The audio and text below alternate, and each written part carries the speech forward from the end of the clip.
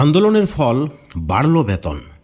বন্ধুগণ, আজকের রাজ্যের সমস্ত চুক্তিভিত্তিক শিক্ষক শিক্ষাকর্মী যারা রয়েছেন, এই মুহূর্তে যারা রাস্তায় নামার কথা ভাবছেন বা যারা রাস্তায় নামার জন্য এই মুহূর্তে এখনও প্রস্তুত নও,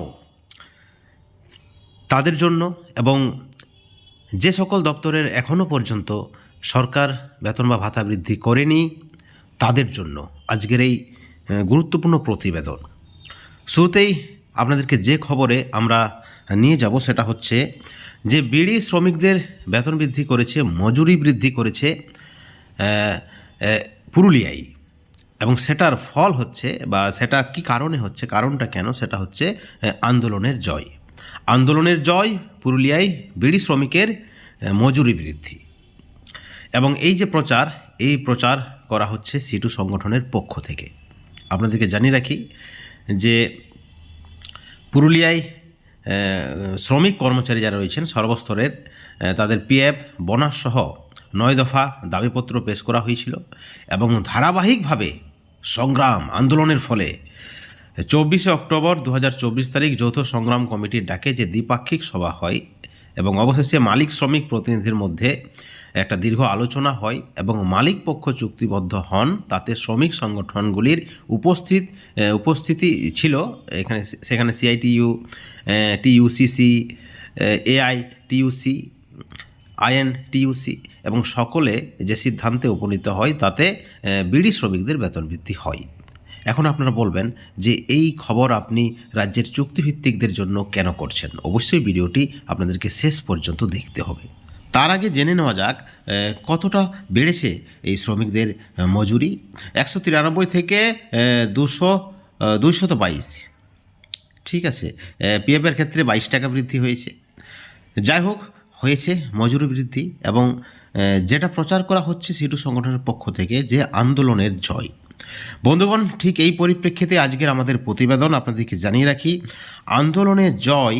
এবং সেখানে আপনারা সকলে জানেন যে 6 ডিসেম্বর বঞ্চিত পার্শ্ব শিক্ষক ফোরাম থেকে একটি সমাবেশ বা আন্দোলন, বিষয়টা পরিষ্কার নয়, সরকারের বিরুদ্ধে নাকি সরকারের সপক্ষে এই বিষয়েও বিতর্ক রয়েছে এবং যে কর্মসূচির ডাক দেওয়া হয়েছে এবং সেই পরিপ্রেক্ষিতে এই যে প্রচার হচ্ছে যে 6 ডিসেম্বর কলকাতায় মানুষের ঢল নামবে, তারা মুখ্যমন্ত্রীর দৃষ্টিগোচর করতে চাইছেন। ঠিক অপরদিকে এই যে একটা খবর রয়েছে যেখানে হ্যান্ডবিল আকারে প্রচার করা হচ্ছে যে পুরুলিয়ায় বিড়ি শ্রমিকদের মজুরি বৃদ্ধি হয়েছে, সেটা কিন্তু আন্দোলনের জয়। আসলে পার্শ্ব শিক্ষকদের বিভিন্ন গ্রুপে এই হ্যান্ডবিল ঘুরে বেড়াচ্ছে, সেখানে অনেকেই বলছেন যে আন্দোলনের ফল রয়েছে। আসলে বিভ্রান্ত করা হচ্ছে, কারা করছে, কে করছে সেটাও আপনারা জানেন। বঞ্চিত ফোরাম নামে যে কর্মসূচি নেওয়া হয়েছে, বঞ্চিত ফোরামের নামে সেখানে কোন সংগঠন থাকছে? সেখানে নিখিলবঙ্গ এবং আরেকটি সংগঠন সমন্বয় সমিতি। এবং নিখিলবঙ্গ কোন রাজনৈতিক দল থেকে বা কোন সংগঠন থেকে বিলং করে আপনারা সকলেই জানেন। এখন প্রশ্ন হচ্ছে এই হ্যান্ডবিলের সাথে এই কর্মসূচির কি যোগাযোগ রয়েছে? অবশ্যই যোগাযোগ রয়েছে, কারণ যেহেতু পার্শ্ব শিক্ষকদের বিভিন্ন গ্রুপে এই হ্যান্ডবিলটি শেয়ার করা হচ্ছে, সেখানে অনেকেই বিভ্রান্ত হচ্ছেন, অনেকেই ভাবছেন তাহলে আন্দোলন করলে জয় হবে। আসলে যেটা বলবো যে এই মুহূর্তে আন্দোলন বা সমাবেশ বা যাই কিছু বলুন, জমায়েতের একটা অনুকূল পরিস্থিতি নয়। সরকারপন্থী সংগঠনের পক্ষ থেকে আপনারা জানেন যে 10 ডিসেম্বরের পর শিক্ষামন্ত্রী দেখা করবেন, তারা একটা বার্তা দিয়েছেন এবং সেখানে তারা আরও কিছুটা দিন সরকারকে সময় দিতে চাইছে। তার মূল কথা হলো, কারণ সরকার দাবিটা দেবে।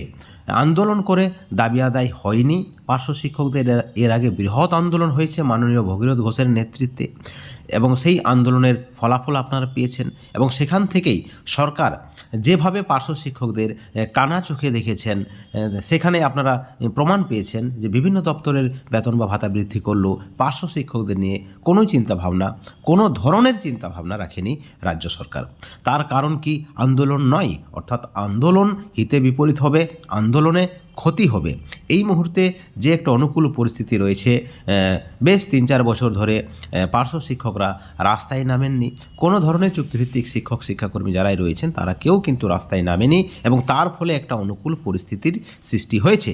সেখানে সরকারপন্থী নেতৃত্বরা এগিয়ে এসেছেন এবং তারা এগিয়ে এসে তারা একটা জোট বা একতার বার্তা দিয়েছেন এবং তারপরে আপনারা দেখেছেন জয়েন্ট ফোরাম গঠিত হয়েছে।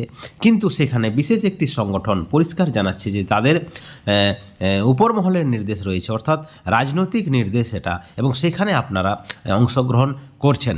জেনে শুনে আবার কিন্তু আপনারা ভুল করছেন, ঐতিহাসিক ভুল, নিজের পায়ে কুড়ুল মারছেন। অর্থাৎ এই মুহূর্তে কোনো ধরনের সমাবেশ সরকার ভালো চোখে দেখবে না। আসলে কোনো ধরনের সমাবেশ হলে মিডিয়া সেটাকে প্রচার করবে এবং সমাবেশ, জমায়েত, আন্দোলন যাই হোক না কেন সেটা কিন্তু সরকার বিরোধী তকমা পাবে। এবং যে সংগঠন রয়েছে সেই সংগঠন মুখ্যমন্ত্রীর প্রিয় নয়। পরিষ্কার কথা, আপনাদের গায়ে লাগতে পারে, আমরা কিন্তু কোনো সংগঠনের বিরোধী নয়, কারণ সংগঠন করে আমাদের চলে না এবং আমরা আমাদের যে তথ্য থাকে আমাদের কাছে বা যেটা বাস্তব সত্য সেটাই কিন্তু আমরা তুলে ধরার চেষ্টা করি। সেখানে অনেকেই ব্যথিত হতে পারেন, তার জন্য আমরা ক্ষমাপ্রার্থী। একটা বিষয় পরিষ্কার করে দিই, আপনারা সকলেই জানেন যে সংগঠন 6ই ডিসেম্বর কর্মসূচি নিয়েছে সেই সংগঠনের সঙ্গে সরকারের কি সম্পর্ক রয়েছে এবং আপনারা ভালো করে জানেন যে এই মুহূর্তে যে দীর্ঘদিনের বঞ্চনা, 15 বছর 20 বছর যে বঞ্চনা, না খেতে পেয়ে মারা যাওয়া, বিনা চিকিৎসায় মারা যাওয়া, পরিবারের চিন্তায় ঘুম আসে না রাতে, এই সকল শিক্ষক শিক্ষাকর্মী যারা রয়েছেন মাত্র 10,000, 12,000, 5-7 হাজার টাকায় তাদের সংসার চালাতে হচ্ছে। অর্থাৎ এখানে এবং এই কর্মচারীদের নিয়ে রাজনীতি নাই বা করলেন, আপনারা করুন রাজনীতি অন্য কোনো শ্রমিকদের নিয়ে, অন্য কোনো প্ল্যাটফর্মে আপনারা রাজনীতি করুন, কিন্তু এই যে বঞ্চনার অবসানের জন্য আপনারা অন্তত রাজনীতি থেকে কিছুটা দিন নিজেদেরকে দূরে রাখুন। এই বার্তাটা আমাদের নয়, রাজ্যের সমস্ত পার্শ্ব শিক্ষক এবং চুক্তিভিত্তিক শিক্ষক শিক্ষাকর্মীদের। আসলে একটা বিষয় পরিষ্কার করে দিই, পার্শ্ব শিক্ষকরা কিন্তু বিড়ি শ্রমিক নয়। এই মুহূর্তে পার্শ্ব শিক্ষকদের আন্দোলন, সমাবেশ, জমায়েতের অনুকূল পরিস্থিতি নয়। যদি ভবিষ্যতে কোনো কর্মসূচির প্রয়োজন হয় সেটা কিন্তু জয়েন্ট ফোরাম বা সরকারপন্থী নেতৃত্বদের মাধ্যমেই করতে হবে। কারণ একটা বিষয় আপনারা জেনে রাখবেন, মুখ্যমন্ত্রী বা এই যে সরকার রয়েছে আন্দোলনকে তোয়াক্কা করে না। আপনারা জানেন জুনিয়র ডাক্তারদের আন্দোলনের পর তাদের এক্সামের লাইভ স্ট্রিমিং চলছে, অর্থাৎ কত বড় একটা তারা নিজেদের ক্ষতি করে ফেলেছে বা বিষয়টা আপনারা অনুভব করুন। আমরা খুলে কিছু না বললেও আপনারা যথেষ্ট বুদ্ধিমান, আপনারা কিন্তু সকলেই বুঝে যাবেন। এবং আরও একটা কথা রয়েছে, সেটা হচ্ছে বেতন বা ভাতা বৃদ্ধি সরকারপন্থী নেতৃত্ব ছাড়া হবে না। অর্থাৎ বেতন বা ভাতা বৃদ্ধির জন্য অবশ্যই সরকারপন্থী নেতৃত্বদের নিয়ে চলতে হবে। সেখানে আপনারা সরকারপন্থী নেতৃত্বদের বাদ দিয়ে বিভক্তভাবে যে কর্মসূচি নিয়েছেন সেটা কিন্তু প্রায় 80% পার্শ্ব শিক্ষক রয়েছেন তারা কিন্তু ভালো চোখে দেখছেন না। এমতো অবস্থায় আমাদের চ্যানেল মারফত যে বার্তা সেটা হচ্ছে আরও কিছুটা দিন সরকারকে সময় দিন, প্রয়োজনে সকলে মিলে রাস্তায় নামুন। যদি সরকারের তেমন একটা সদিচ্ছা আপনারা না দেখেন বা সরকার যদি 1-3-2024 স্ল্যাব অনুযায়ী ভাতা বৃদ্ধিটা না করে, সেখানে কিন্তু সরকারের উপর একটা চাপ সৃষ্টি হবে যদি আপনারা সকলে মিলে এই আন্দোলনটা করেন। এবং অবশ্যই যে সংগঠন এই মুহূর্তে রাজনৈতিক সংগঠন থেকে, রাজনৈতিক দল থেকে বিলং করছেন, তারা অন্তত চুপ থেকে যান। বঞ্চিতদের স্বার্থে আপনারা আপনাদের কোনো কর্মসূচি নেবেন না, কারণ এই বঞ্চনার অবসান প্রয়োজন, না হলে কিন্তু সকলেই না খেতে পেয়ে মারা যাবে। অর্থাৎ একটা মানবিক দিক থেকে ভাবুন। সরকারের অনেক দোষ রয়েছে, অন্ধ সরকার আমরা বারবার বলে আসছি, বোবা সরকার। কিন্তু এই সরকার কেন অন্ধ হয়েছে, কী কারণে অন্ধ হয়েছে, সেখান থেকে যে অনেকটা পরিস্থিতি অনুকূলে এসেছে সেটাকে আপনারা কাজে লাগান। এই ভিডিওর পরিপ্রেক্ষিতে অবশ্যই আপনাদের মতামত আপনারা চ্যানেলের কমেন্ট সেকশনে কমেন্ট করে জানাবেন। সকলেই ভালো থাকবেন।